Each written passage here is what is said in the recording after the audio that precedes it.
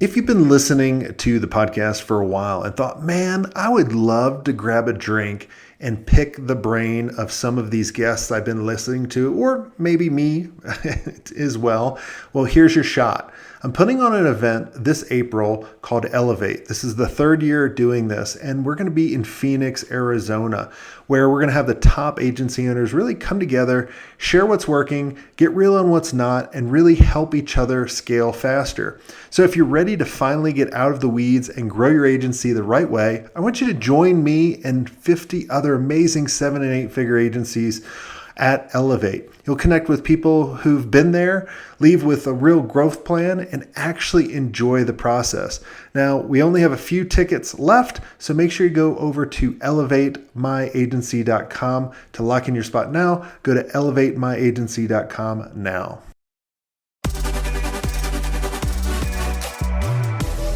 Hey, Ben, welcome back to the show.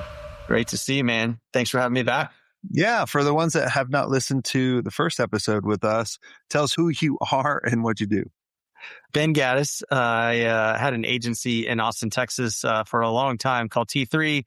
We were a digital agency, started building more kind of complex software, a lot of CRM, loyalty programs, and sold that business to a private equity firm in 2019. We did a bunch of M&A and sold it again, and then started a private equity firm, really to kind of be the private equity partner that I felt like was maybe missing in the space. So an operator-led PE firm that we only focus on technology services and agency services businesses. And we have 4 portfolio companies, and we're actively in the process of expanding that right now.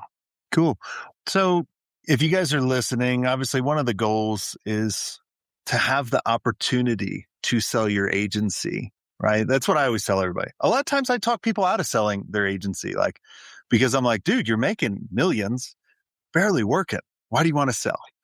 But, life happens, health changes, interests change. I always tell everybody you should sell when you know exactly what you want to do next, and rather than try to time the market. But the most of the time when agencies are bought, they're bought by a private equity company. So tell us, what do most private equity companies look for? Well, I can tell you there's things that some private equity firms look for that we don't. They just want a financial engineering outcome. They want to maybe slam a bunch of agencies together, get to scale, and sell it for more than they paid for it on a multiple basis.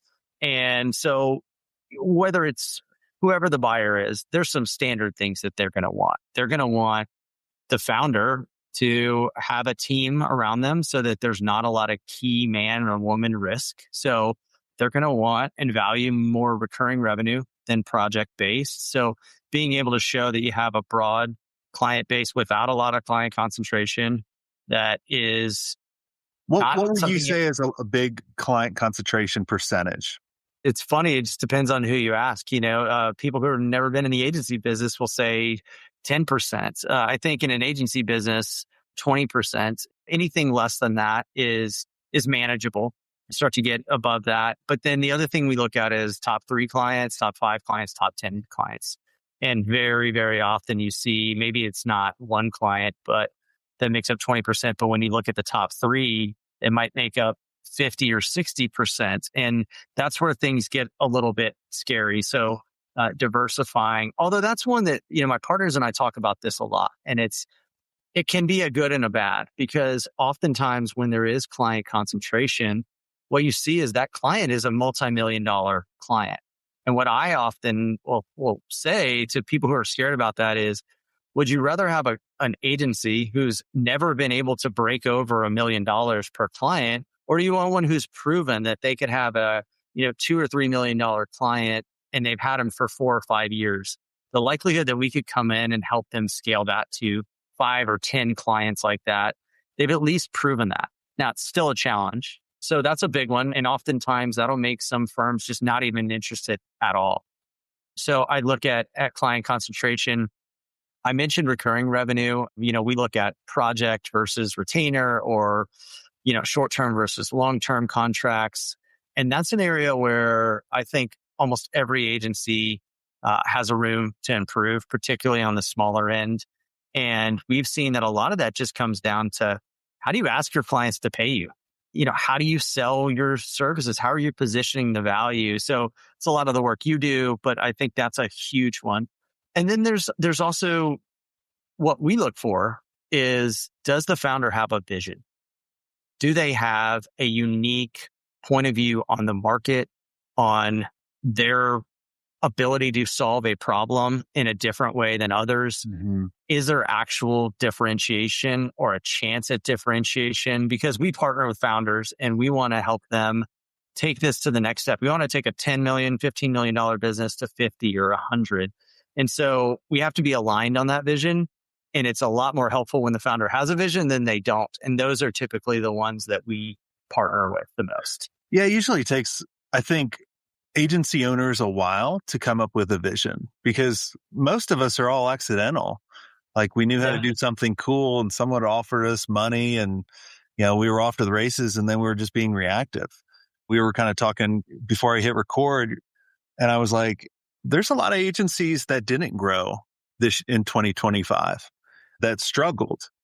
But I truly believe the reason is a single reason is not because of the market, not because of, things aren't growing. I think it's because they're doing the same thing over and over again that they've always done. They're not doing something unique. But I do want to get back to what you were saying about retainers. There's always a debate. When I was buying agencies in the prime, I would look for agencies with recurring revenue with long-term contracts. But I've changed my mind a little bit, and I want to know your perspective, and that's the cool thing about podcasts and masterminds and stuff, because there's 1,000 ways to do it. I have a member in our mastermind. They'll be close to 25 million in revenue this year. They're all month to month and no contracts. How would you look at that company? Well, the thing I would look at is net revenue retention. And so it would be awesome to have everyone locked into 5-year contracts. Most of the contracts, when you look at them, are cancelable 60, 90, 30 days, whatever it is. So I look at net revenue retention, and if you've got 90% or more net revenue retention, that's fantastic. That's really, I'd say 100% is great. We bought a business that had very low recurring revenue. We actually looked at it. I mean, like almost 0%. But their net revenue retention was like 115%. And it's their clients love them, but they actually kind of made it a little bit hard for people to buy, just because the sales process was a little complex and they were custom quoting everything. And so one of the things that we help them do is just streamline that process, show them how multiple projects string together and aren't projects, but are phases, and those phases that they actually are cheaper if you buy them all in a package. And now 50% of the bookings this year are like 2, 3, 4-year deals. And nothing really changed other than just the way they communicated that. And so at the core of that business is a fantastic business. The one you're talking about, $25 million on a month-to-month basis, they're doing something right. And I almost think it's kind of cool if you have the guts to say, hey, renew every month if you want to, but we're so valuable that you can't cancel. And we've got 3 years of backwards looking data that proves that. And they do. Like, their retention is like 95%. Yeah, that's a great business. I don't care what you call the actual model. Yeah. They're always debating, going, well, should I go to longer contracts? Because Jason, you always talk about trying to obviously you should always try to get the longer contracts. But their thing is, and people always say, well, we have auto renews in there, but their salespeople are paid on a commission basis and they're incentivized to keep them, versus like his old company. We won't mention the company name, and I won't mention theirs either, just to keep it kind of for who they're going after so no one can figure it out. But they used to work for a really big agency in one particular space. And their salespeople were kind of disincentivized to keep clients. They wanted to almost lose them for like 3 months and then re-sign them so they could get like the full commission, right? And so it's just interesting on that part. So, okay, good. That was a question I wanted to ask you about. Do they need long-term contracts? But you look at more of the historical.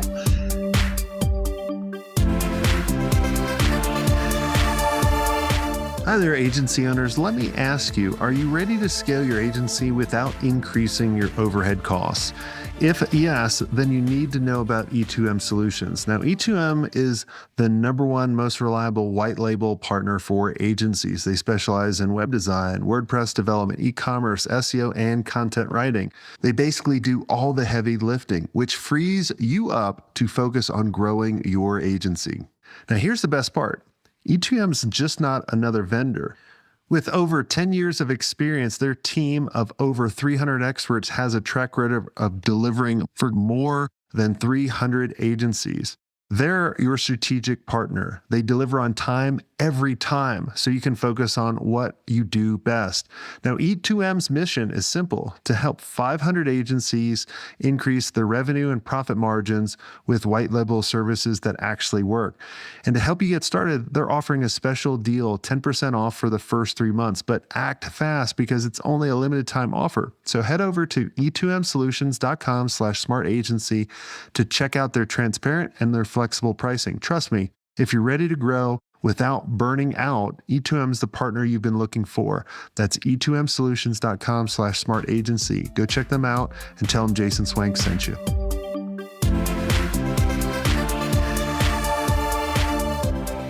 If you're looking at buying an agency, because there's lots of people, like you were saying, other PE firms are trying to put a bunch of agencies together, make their EBITDA, put them together. If you're going to look at a company that did that, are you looking at it for they've been together for 3 years and they've successfully integrated? Or are you looking at, like, I put a $500,000 EBITDA agency with another one, now they're $1 million, now their multiple goes way up? Yeah. I think this is where being an operator is really helpful in what we do today. Like, generally, an integrated offering is going to be more valuable than a non-integrated offering. And then we just see that in multiples. So if you fully integrate, you're going to get a higher multiple than not, for the most part. I'm sure there's some examples of that not being true. So what we see a lot is we see a lot of people who smash agencies together and try to pretend like they're integrated and say they're integrated. And then we see somebody who just say it's a holding company and that's a different model. I think it's pretty easy for me to see when it's not integrated. And I think most sophisticated buyers are going to see that. So I would say integration tends to drive a higher valuation, but really it's more about, are there, like, I hate the word synergies, but are there synergies here? Like, does one offering naturally lead to the next? And the fact that you own both of those offerings means you can do it without reselling each time. And so there's some sort of value or, contribution that comes from that. And does it make sense? Do these things make sense together? We see sometimes that somebody will buy one offering and then they'll buy something that's either in a completely different vertical or a completely different value proposition. And so what you end up doing is you have to run two companies, but you're calling it one, and there's a lot of push-pull. We like to think about our acquisition strategies being, we want to add non-duplicative, but additive capability. So what did I buy before? What did I buy after? What are the other needs that that same buyer has? Is there somebody in the buying committee that is a huge influencer? They also have a budget and they have other needs. And so they're involved in that process versus just trying to go so far out or removed. And when you make financial decisions as your acquisition strategy, it shows pretty quickly that you're just buying revenue or buying EBITDA. You're not buying something that makes sense together. So another member that I'd be curious what you would tell them. They're wanting to grow through acquisition. They've gotten to a certain point and they just can't hire fast enough. And so I'm like, acquisition is a good part of that. But they're looking small because they've never done it before versus looking bigger.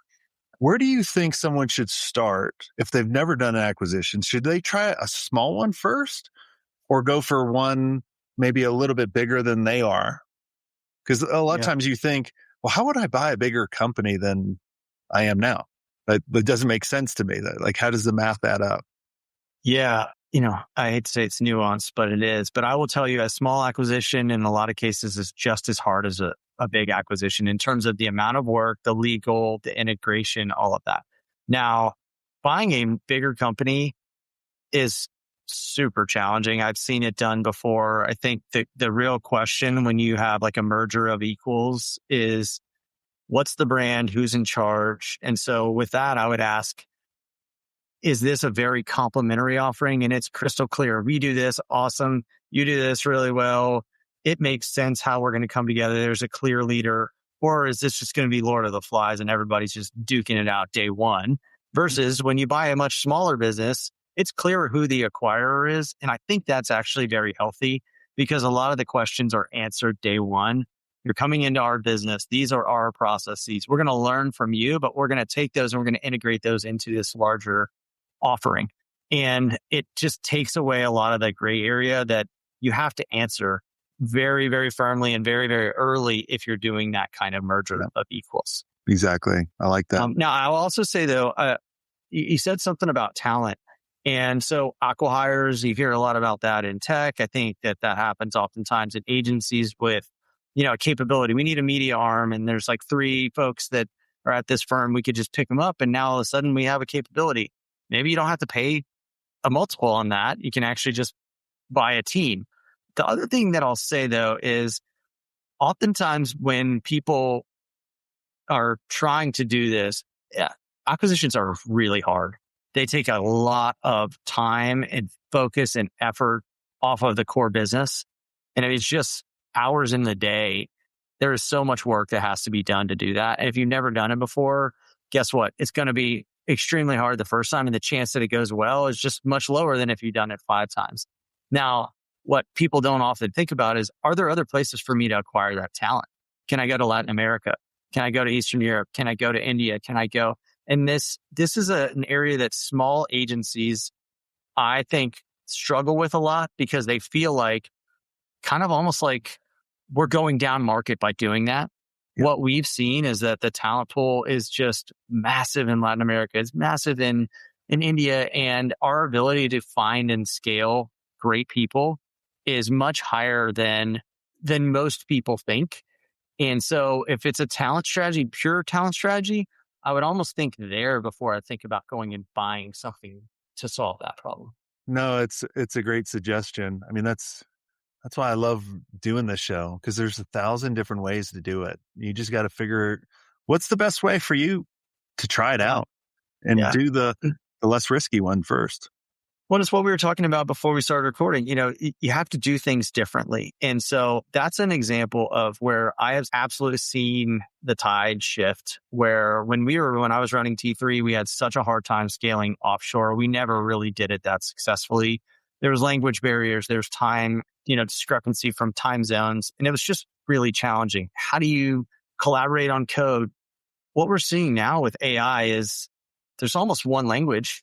Yep. Everyone can have perfect English, can have perfect German, French, whatever, and there are lots of tools for translation. There's real-time translation. There's so many asynchronous tools, but there's also ways to leverage technology to remove huge, huge barriers that we had in the past. And so in that case, I would say somebody who has done it in the past and thought it just didn't work, it's worth going back and looking at it. And that's probably true for so many parts of the agency business right now, that now's the time to do that. When I ran the first agency, we've tried to outsource overseas so many times, and it was just so bad. And then finally, we just bought a company in South America that did that we really got along with. But, like nowadays, I've changed my approach to that. One of our members and sponsors is E2M. And if you could have told me that I would love and always tell people to go to them, an Indian-based white label solution, I would have been 12 years ago, I would have been like, you're crazy. I would be losing my mind. But I do it all the time. I'm like, they're amazing. There's, like you said, just because it didn't work in the past, I got food poisoning from Applebee's twice. I still eat out. I just don't go to Applebee's. Applebee's will never be a sponsor. Fuck you, Applebee's. That one's on you. You did go back. I did. It wasn't them. And I got the same damn meal and had the same outcome. Oh man. What surprises businesses that you buy when they're going through that process with you guys or other PE firms? Yeah. I can speak from personal experience here on both sides. And I can tell you like what surprised me and then what I see surprise Perfect. people. First of all, it's important to have empathy on both sides.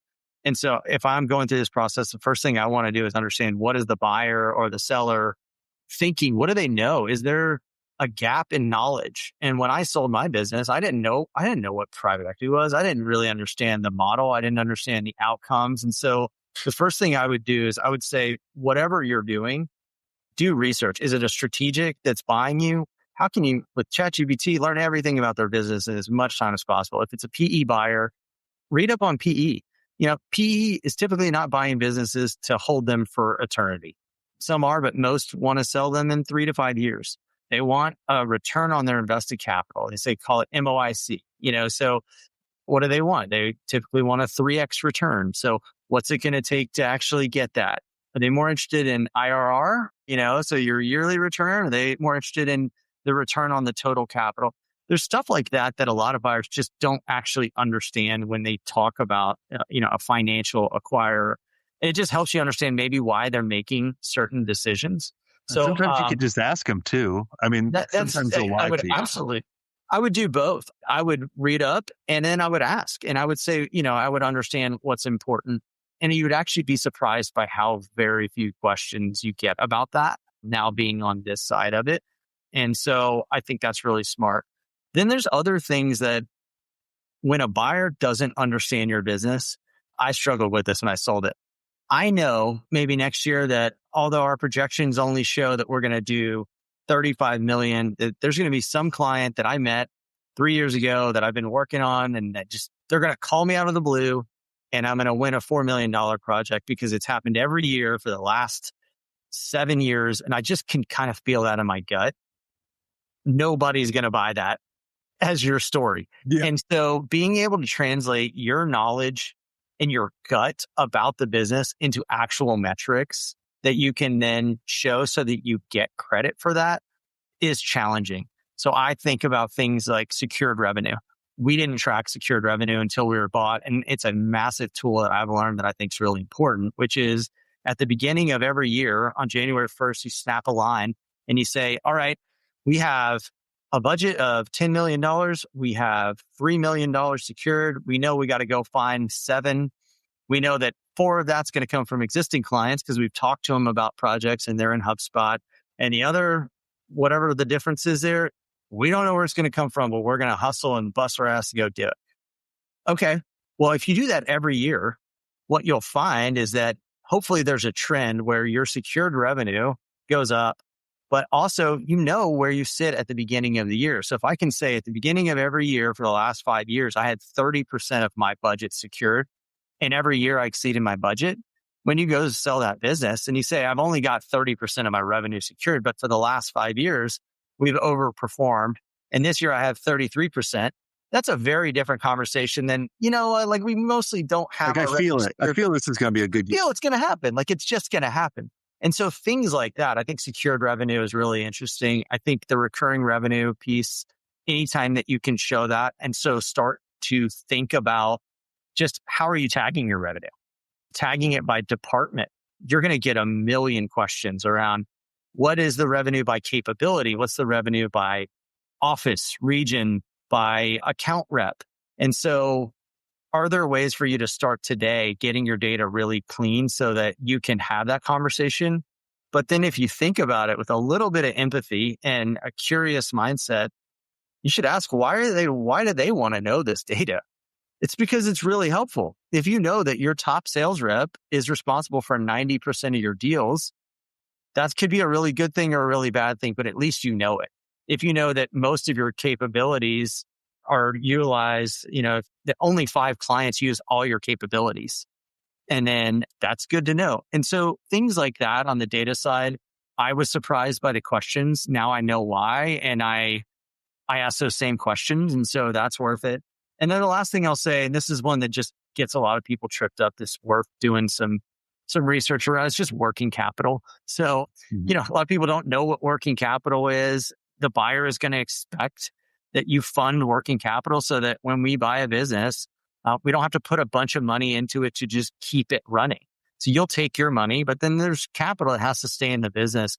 Owners often think of that as theirs or ours, or there's just a misconception around that. And so that can sometimes be a sticking point. It just doesn't feel good. Well, does that depend on, because some people listening might sell their agency and it might be an asset purchase versus like they're purchasing everything. So in an asset purchase, I guess they would buy the bank account, what's in there.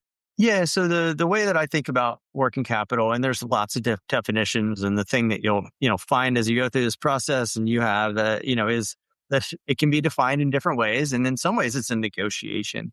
But the way to think about it is less cash in the bank and more the receivables, the cash to fund payroll. And what you can't have is you can't have an owner take all of the money out of the business, not have receivables, and day one, the business is kind of technically insolvent. Mm-hmm. It needs an amount of working capital, and maybe that's 90 days, it depends on how fast the business is growing. And so when you know that, you can kind of set a working capital peg, and that's a target, and that's typically what happens in a transaction. Yep. Did you know that agencies are losing 15 to 30% of profit every year, and most don't even actually realize it? The usual suspects are poor time tracking, manual timesheets, scope creep, untracked revisions. One or all of them could be draining your agency's revenue. Now, Toggle's agency profit heist turns this mystery into a game. Answer a few questions about your workflow, gather clues, discover exactly where your profits are leaking, and how to fix them. Start your investigation now by going to toggle.com/smartagency. That's Toggle, TOGGL.com/smartagency. Plus, get 10% off annual plans with the code SMARTAGENCY10 at checkout. Or just mention Jason Swank sent you.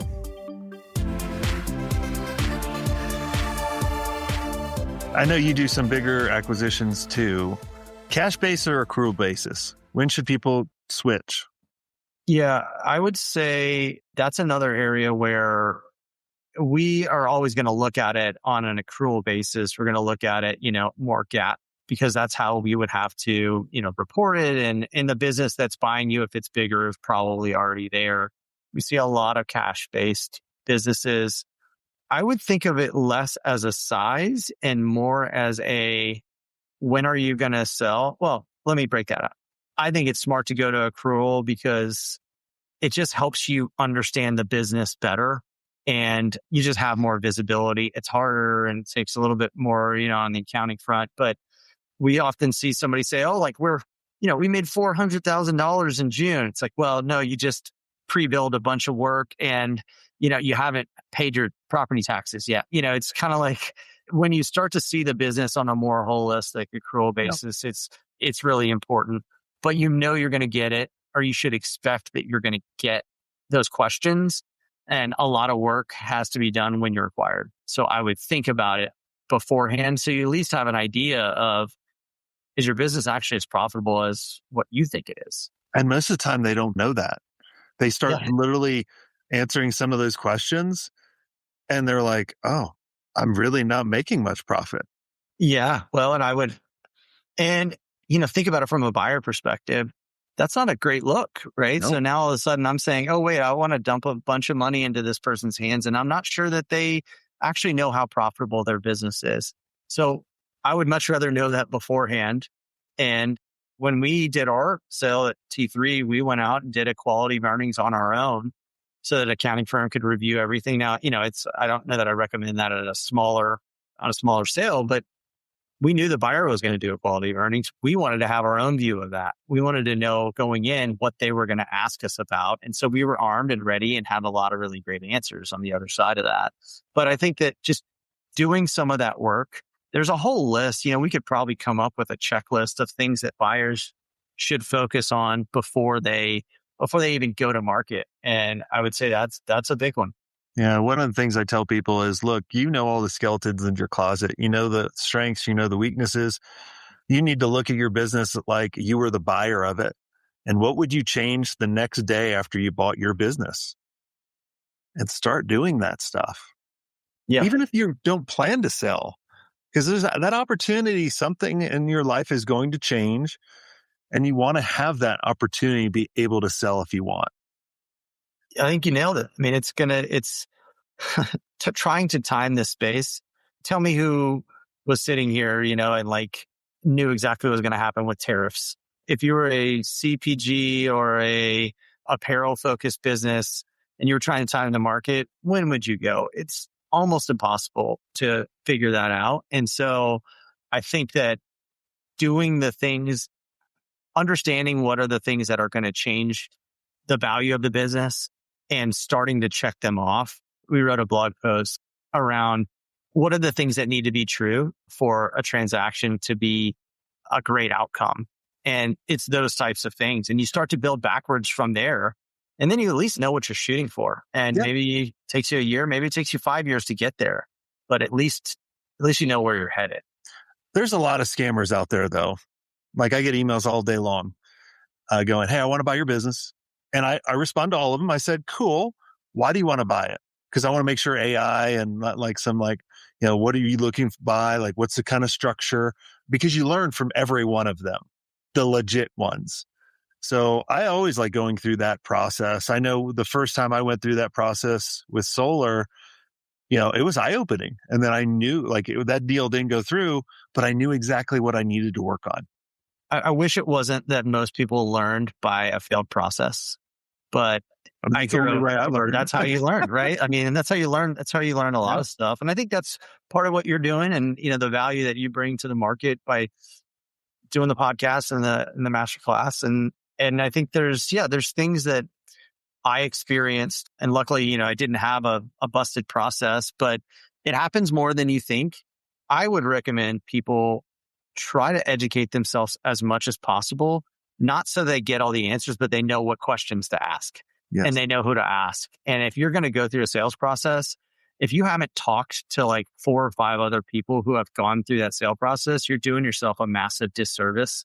Yeah. And it's not that hard to find somebody who can give you a little feedback on that. And it can change the outcome dramatically. Cool. Well, Ben, this has been a blast again. Is there anything I didn't ask you that you think would benefit the listeners listening in? I think the vision point that I made earlier is something that I'm spending a lot of time on right now and trying to help and get my thoughts around like, what does a vision look like when an agency business is changing so fast right now, when AI is disrupting every part of that. And I think for the listeners, it is probably the number one thing that you can be working on right now. And I think that we're seeing a lack of vision and execution coming together. And it's making a lot of people not grow, but it's also opening up these massive opportunities in the space. And I think now is probably the best time to be in agency services and technology services. And I'm actually hearing the opposite. Everyone's worried about it. Everybody's down on it. I think the people who lean into this part are going to absolutely crush it. And yeah, it's fun to be in that space. It's scary to be in that space. But if you love it and you lean in, like, I think there's some amazing things to be done right now. Give me an example of a vision that you've heard that you think is spot on and you really love, that you could get behind. Yeah, I think that our business, True, business that we own, they serve those who serve. They are focused on the part of the market in public sector that today has almost no visibility and understanding of what is going to happen from a funding standpoint, whether you're university, a state, a local government, a federal government. And so you have to make the process of budgeting much more streamlined, much more data driven. It has to be real time.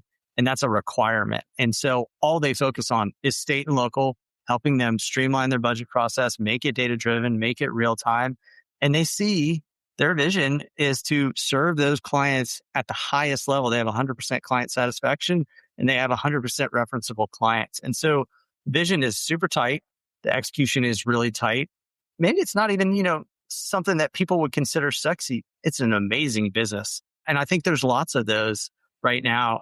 We just saw our first AI native services partner. OpenAI has some. Perplexity will have some. There's a whole host of agency models that didn't exist 4 months ago that I bet we see 50 of them this year. And I bet 5 or 10 of them actually transact. Pretty cool to be at a time when, something didn't exist 4 months ago and now is like an entire category. Yeah, it's changing so quick because a lot of times people say, well, I have a good vision, but their vision doesn't give people a direction. When I started having really good growth in the companies, it was because I had a vision and I communicated it to the team, which enabled them to make decisions without me. And when you could do that, then you're like, okay. And if they can't do that, well, I would ask, did you communicate the vision? Is it clear? Mm-hmm. Or do you have the wrong people? Because, you can have a really good vision, but if you have a bunch of fucking idiots sitting around the table, garbage in, garbage out, they're just sending the Applebee's. Now you got another sponsor, and that's pretty. I would laugh if Applebee's comes to me like, hey, we want to sponsor the show. I'm like, fuck no.